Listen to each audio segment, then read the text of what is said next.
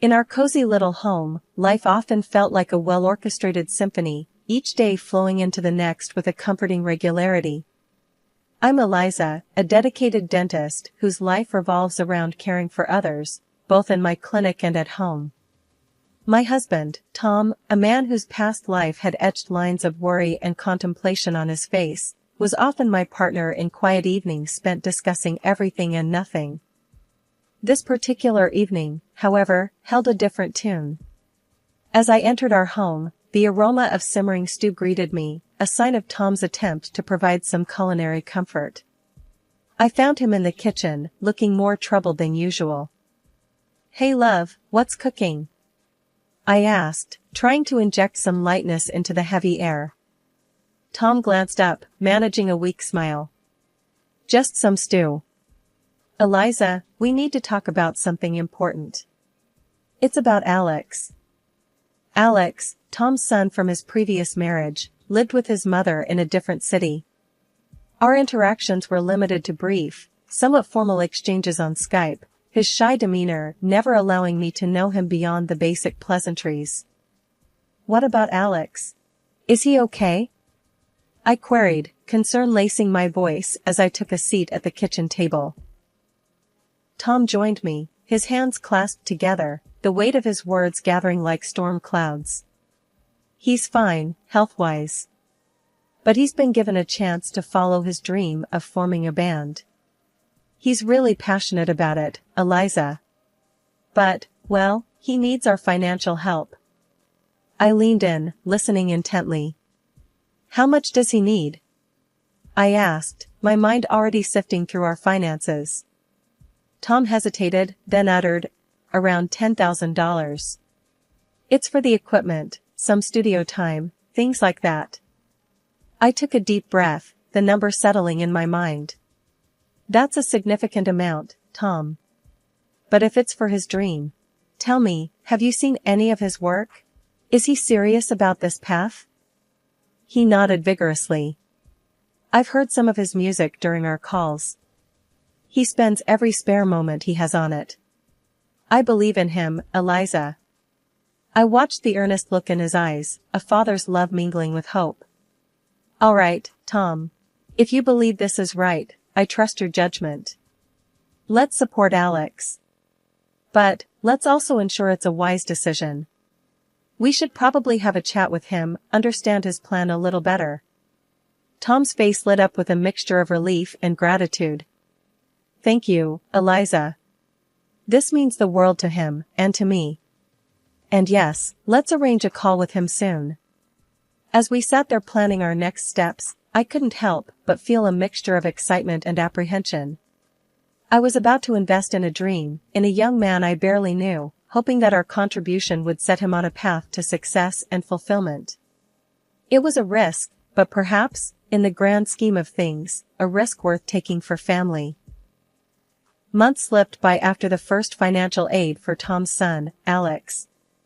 Life resumed its usual pace with my dental practice bustling and Tom's work steady. Then one evening, as autumn leaves began to paint the ground in hues of amber and gold, Tom approached me with a familiar hesitancy in his eyes. "Eliza, can we talk about something?" he asked, his voice carrying an edge of discomfort. I nodded, setting aside the book I was reading. "Of course, what's on your mind?" He took a deep breath, his gaze avoiding mine. "It's about Alex again. He's making great progress with his music, really diving into it. But he needs more support, another $10,000.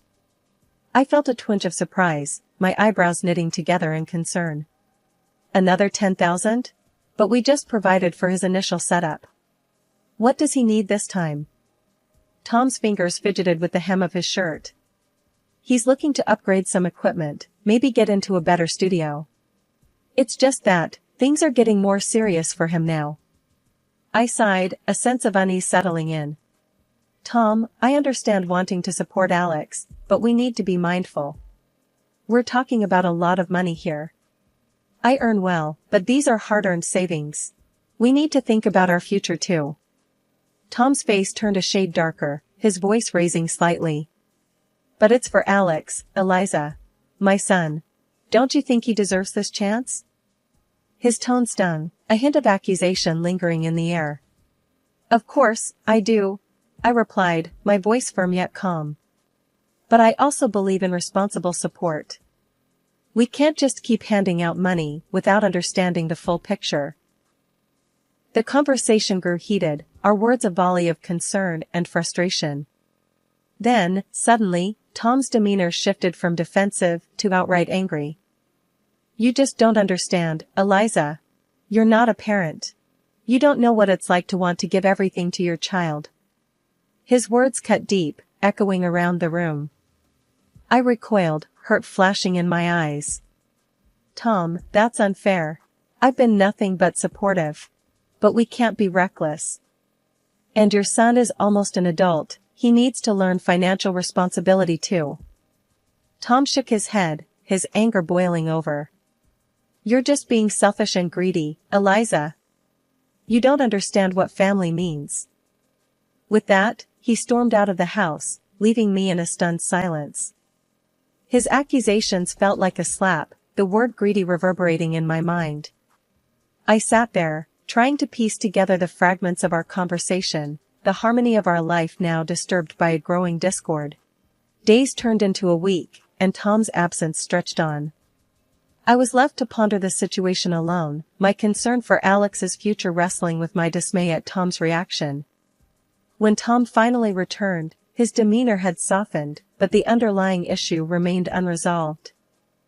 I'm sorry, Eliza, he said, his voice low. I shouldn't have exploded like that.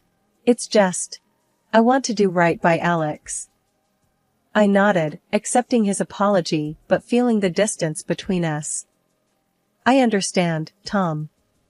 But we need to be a team in this, especially when it comes to big decisions. Reluctantly, I agreed to the additional support for Alex, my heart heavy with apprehension. Tom's immediate switch back to his affectionate self was a relief, but also a reminder of the fragile balance we were treading. The cycle of financial requests for Tom's son had become a recurring theme, straining not just our bank account, but also the very fabric of our relationship. Just as the leaves began to shift to the fiery colors of fall, Tom approached me again, his demeanor more desperate than before. Eliza, we need to talk about Alex again, he began, avoiding my gaze. I set down my book, a sense of dread filling the air. What is it this time, Tom? He fidgeted, clearly uncomfortable. It's a big opportunity for him, a chance to go on a tour with his band. He needs our help, Eliza. He needs $30,000. I was taken aback, the figure echoing in my mind like a bad joke. 30,000? Tom, this is getting out of hand. We've been supportive, but this is too much. Tom's face flushed with frustration. But it's for his future, Eliza. Can't you see? He could make it big. I stood up, feeling the tension like a physical force between us. And I want to support him, but not blindly. We've never even seen him play. We don't know if this band is real or just a whim. We need some kind of proof, Tom. His voice raised, a note of panic creeping in. Why can't you just trust me, Eliza? Why do you need proof for everything? I replied, my own voice rising in response. Because trust is based on honesty and responsibility, Tom. And right now, I'm not seeing a lot of either. The room was thick with unsaid words and mounting frustrations. Tom then dropped a bombshell that shattered any semblance of normalcy. If you don't give this money for Alex, I don't think I can stay in this marriage. I felt as if the floor had fallen out beneath me. Are you blackmailing me, Tom? Using our marriage as a bargaining chip for money? He didn't answer, his silence speaking volumes. I realized then that our issues ran deeper than I had ever imagined. This was about more than money, it was about respect, trust, and the balance of power in our relationship. I need time to think, I said finally, my voice hollow. This isn't something I can decide right now. Tom stormed out, leaving me alone with my swirling thoughts. I knew something had to change. We couldn't continue down this path of ultimatums and financial demands. That night, as I lay in bed, the space beside me cold and empty, I realized that I was at a crossroads. One path led to giving in to Tom's demands, sacrificing my principles and possibly my financial security. The other was fraught with the unknown, potentially leading to the end of my marriage. In the quiet of our home, I sat down with my laptop, a sense of unease stirring within me as I navigated to Alex's Instagram page. The images that greeted me were far from what I expected of a struggling musician. Lavish parties, designer clothes, exotic locations, it all painted a picture of luxury that belied the story we'd been told. I needed answers directly from Alex. I called him on Skype, ensuring the video recording was on, ready to confront him about the inconsistencies. He answered, his face a mask of casual indifference. "Alex, we need to talk about the money your dad and I have been sending you," I began, my tone firm. He shrugged nonchalantly. "What about it?" I didn't mince words. "I've seen your Instagram. Your lifestyle doesn't match up with needing money for a band. I'm not sending any more money." His face changed then, the cool facade slipping into something darker. "You have no idea who you're dealing with. I have connections, people that can make life very unpleasant for you." I felt a chill at his threat, but I didn't waver. "Alex, I've been recording this conversation. Threatening me is a serious offense. I can take this to the police." The bravado drained from his face, leaving behind a pale, frightened boy. Tears welled up in his eyes as he realized the gravity of his actions. "Please, no. I was just talking big. I'm not in any gang. I don't want any trouble with the police." His sudden shift from intimidation to desperation made me pause. He was on the verge of revealing something more, something that might explain the bizarre turn of events. Sitting back, I watched Alex's face, tear-streaked and pale, as he prepared to spill the secrets he'd been holding onto. "All right, Alex, let's hear it then. What's going on?" Through sobs, Alex began to unravel the web of lies. "It started off small, just me wanting some extra cash. But then I found something about Dad." I leaned forward, my heart pounding. "What did you find about your dad, Alex?" He wiped his eyes, taking a shaky breath. "I found out he was seeing someone, not just anyone, someone from his past. I took pictures, threatened to tell you unless he kept sending money." My world spun with his confession. "Tom has been unfaithful? And you've been blackmailing him?" Alex nodded miserably. "Yes. I never meant for it to get this far. I wanted to live a certain way, and when I found out about Dad, it seemed like an easy way to keep the money coming." I felt a mix of anger and pity. "Alex, do you realize how serious this is? Blackmail is a crime. And your father, how could he?" He sniffled, looking down. I know it's messed up. I don't know, I got in too deep. But I swear, Eliza, I don't want to cause any more trouble. I'll stop. I'll figure something else out." I sighed, the weight of the situation heavy on my shoulders. "And the band, the tours, all of that was just a lie?" He nodded again. "Yeah. I'm sorry.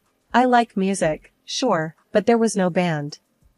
I just needed a story for the money." I sat back, processing everything. My husband had been unfaithful, my stepson a blackmailer. The foundation of my family was cracked and broken. "Alex, I need to talk to your father about this. And you need to sort yourself out. This isn't the way to go through life." He nodded, a small glimmer of understanding in his eyes. "I know. I'm sorry, Eliza. Really." As the call ended, I was left in a silent house, the echo of Alex's confessions ringing in my ears. The lies were unraveling, revealing a painful truth I could no longer ignore. I knew the next step was confronting Tom, but a part of me dreaded what that confrontation would bring. The man I had built a life with was a stranger, and our marriage a facade. I needed to gather my strength, for the conversation ahead would be the most challenging of my life. The house felt unbearably quiet as I waited for Tom to return. The ticking of the clock seemed to echo my racing heart, each minute stretching longer than the last. When I finally heard the turn of the key in the lock, my stomach knotted with anxiety. Tom entered, immediately sensing the storm brewing in the air. "Eliza, what's wrong? You look like you're about to explode." I took a deep breath, steadying myself. "Tom, we need to talk. Now." He hesitated, then nodded, taking a seat across from me. "What's it about?" I didn't beat around the bush. "It's about Alex, Tom. And it's about you. I know everything, the blackmail, the affair." Alex confessed. Tom's face paled, his eyes widening in shock. What? "Eliza, I can explain." I felt a surge of anger. "Explain? How can you possibly explain lying to me, allowing your son to blackmail you, and using our money to cover up your affair?" He looked down, shame etched across his face. "I was afraid, Eliza. Afraid of losing you. I thought I could control the situation, but it spiraled out of control."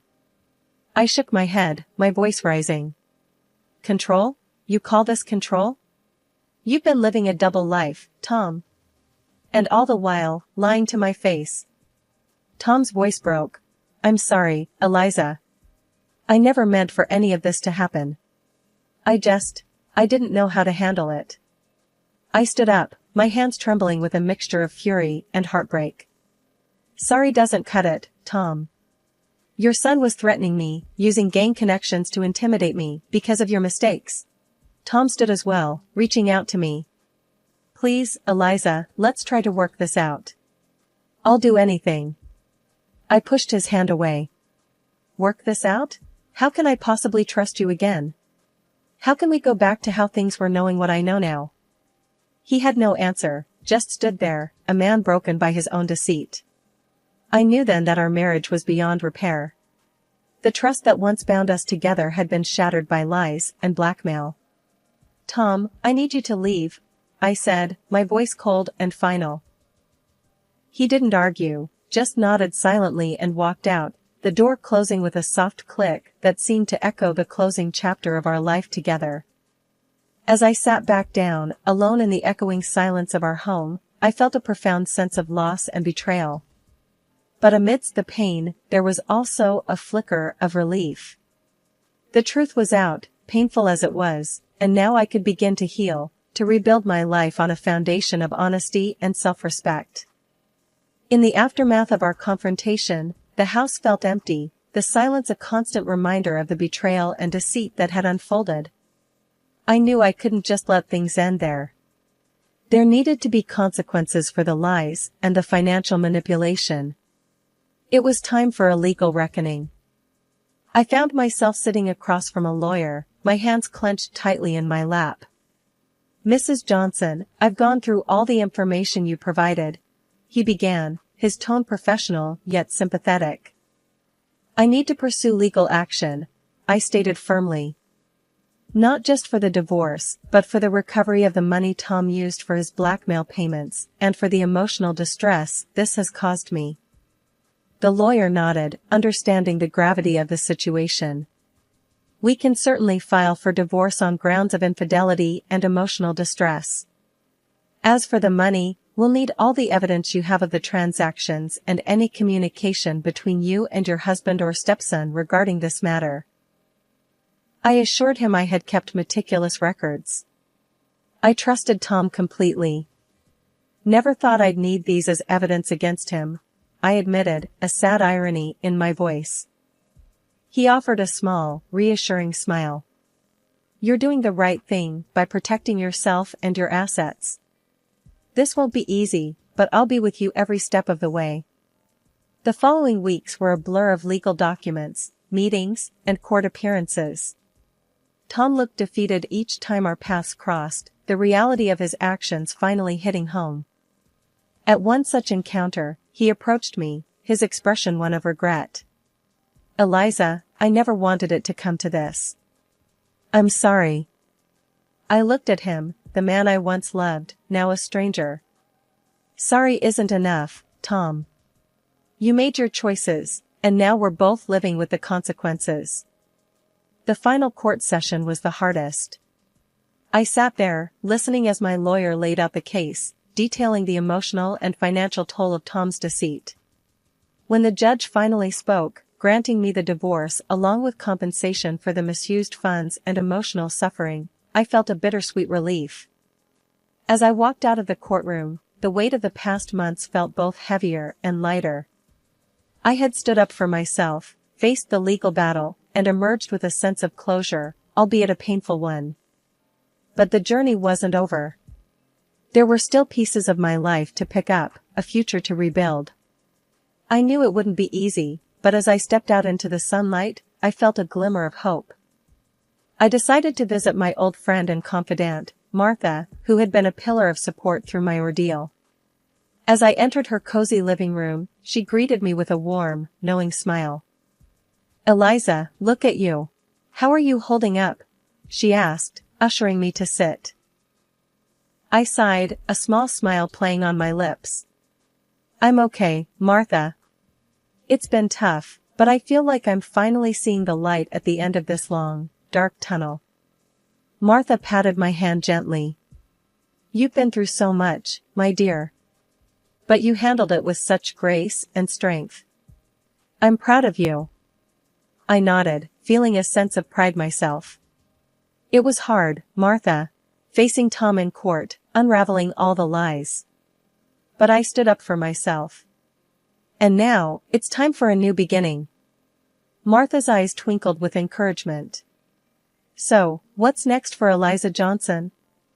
I took a deep breath, feeling the weight of the question. "First, I think I need some time to heal, to rediscover who I am outside of this whole mess. Then, I want to focus on my work, maybe even take a vacation, something I haven't done in years." "Sounds like a plan," Martha replied warmly. "And remember, Eliza, this is your chance to rewrite your story, on your own terms." Her words resonated within me. Yes, I had been through a storm, but now I had the opportunity to chart my own course. In the following weeks, I immersed myself in work and self-care. I took up yoga, started reading more, and even planned a solo trip to a place I'd always wanted to visit. Life without Tom was different, but it was mine to shape. One evening, as I was preparing for my trip, the doorbell rang. It was Alex. He stood there, looking nervous and remorseful. "Eliza, I just wanted to say I'm sorry, face to face. For everything," he stammered. I regarded him, seeing not the aggressive young man from our Skype call, but a remorseful, lost boy. "Thank you, Alex. I hope you've learned from this, and that you're making changes for the better." He nodded earnestly. "I am. And I owe it to you for standing up to me. You helped me see how wrong I was." I smiled slightly, acknowledging his apology. "Take care of yourself, Alex. And make good choices, okay?" As he walked away, I closed the door and turned back to my own path, feeling a sense of closure. The journey had been arduous, but I emerged stronger, wiser, and ready for whatever lay ahead. The sun set in a blaze of glory, its vibrant hues a promise of the new chapter awaiting me. A chapter of healing, growth, and self-discovery. A new horizon was before me, and I stepped forward with determination and hope, ready to embrace whatever the future held.